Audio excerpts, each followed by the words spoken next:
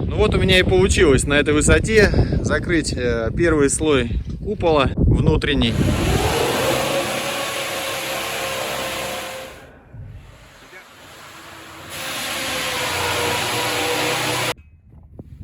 Сейчас я буду наносить пенополиуретан и использовать его как несъемную опалубку. Что там, уверенно держишься? Вот после этого мы, соответственно, зальем внешний слой, обвязав арматурой стекловолоконной композитной. Опалубка привязана к центру, подвесы по краям и связана арматурой стекловолоконной. Вот таким вот образом установлена опалубка. Как вы можете видеть, она связана. Вот, и на подвесах, соответственно, держится.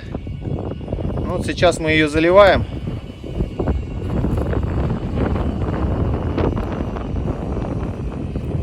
Смесь встает быстро, поэтому я думаю, мы сегодня этот процесс закончим. Тут осталось не так много.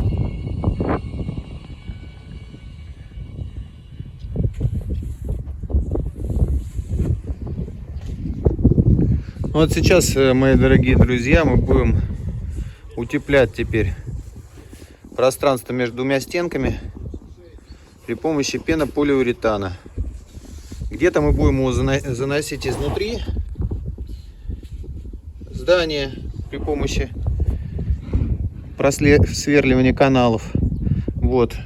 Но сверху прям, как говорится, здесь будем наносить. После этого будем использовать пенополиуретан как несъемную опалубку и закроем внешний слой крыши.